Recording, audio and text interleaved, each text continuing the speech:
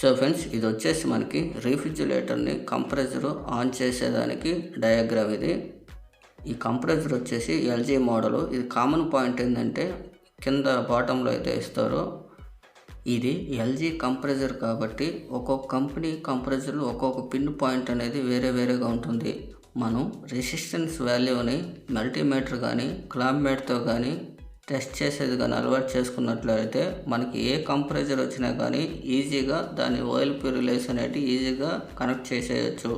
కాకపోతే ఒక్కొక్క కంపెనీ ఒక్కొక్క పిన్స్ అయితే ఉంటుంది. ఇది ఎల్జీ కంప్రెసర్ కాబట్టి నేను ఈ విధంగా చెప్తూ ఉన్నాను. కామన్ పాయింట్ వచ్చేసరికి కింద వస్తుంది దీనికి ఈ కంప్రెసర్లో. అదేవిధంగా రన్నింగ్ పాయింట్ వచ్చేసరికి రైట్ సైడు, స్టార్టింగ్ పాయింట్ వచ్చి లెఫ్ట్ సైడు. దీంట్లో ఓఎల్పి అంటే ఓవర్లోడ్ ప్రొటెక్టర్ అనేది సిరీస్లో కనెక్ట్ అవుతుంది. మనకి థర్మోస్టాట్ నుంచి తిరుక్కొచ్చిన పేస్ అయితే మనకి ఆ ఓఎల్పి రిలేకి ఇన్పుట్ ఇస్తే అవుట్పుట్ కంప్రెసర్ కనెక్ట్ అవుతుంది. అదేవిధంగా మనకి పీటీసీ స్టార్టర్ అనే దాంట్లో కూడా 2 పిన్స్ అయితే ఉంటాయి. ఒకటి మెయిన్ సప్లై అంటే న్యూట్రల్ ఇచ్చినట్లయితే, ఇంకొకటి కెపాసిటర్ కనెక్ట్ చేస్తాం.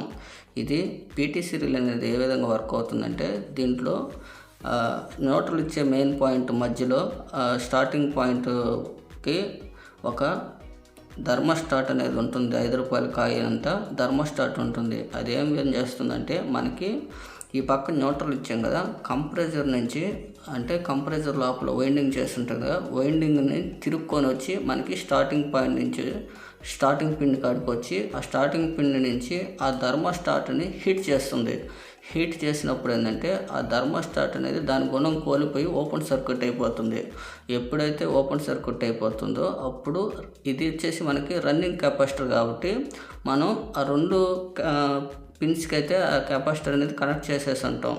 ఇప్పుడు ఇది వచ్చేసి రన్నింగ్ నుంచి స్టార్టింగ్ కెపాసిటర్ మీద రన్ అయిపోతుంది. దీన్నే మనం రెసిస్టెన్స్ స్టార్ట్ కెపాసిటర్ రన్ అంటాం.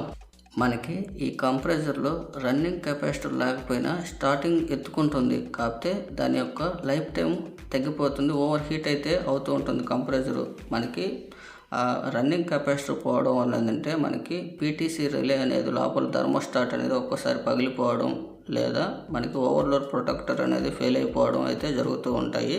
మనం ఈ పీటీసీ స్టార్టరు ఓవర్లోడ్ ప్రొటెక్టర్ పోయిందంటే మనం రన్నింగ్ కెపాసిటర్ కూడా ఒకసారి చెక్ చేసుకోవాలి. ఎంత ఎంఎఫ్డి వస్తుందనేది చెక్ చేసుకుంటే మనం కంప్రెసర్ అనేది మళ్ళీ లైఫ్ టైం పెంచే అవకాశం ఉంటుంది.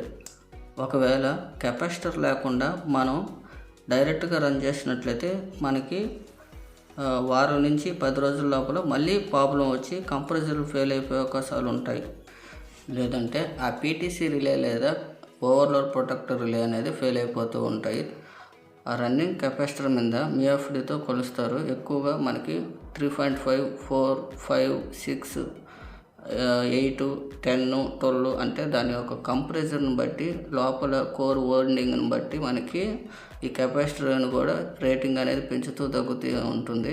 అదేవిధంగా మనం ఇప్పుడు చూసుకున్నట్టయితే ఆ కెపాసిటర్ మీద 440 వోల్టేజ్ ఏసీ అని ఇచ్చుంటారు. అంటే మనం ఇచ్చే పేస్కి మనం ఒక పేస్ సైన్ వేవ్స్ ఉంటే దానికి వ్యతిరేకంగా మనకి ఈ సైన్ వేవ్స్ అనేది ఉత్పత్తి చేసుకుంటుంది. ఇచ్చేది మనం ఒక పేసే కానీ 2 పేస్గా అరేంజ్ చేసుకుంటుంది ఈ కెపాసిటర్ అవుట్పుట్ వచ్చేదలికే.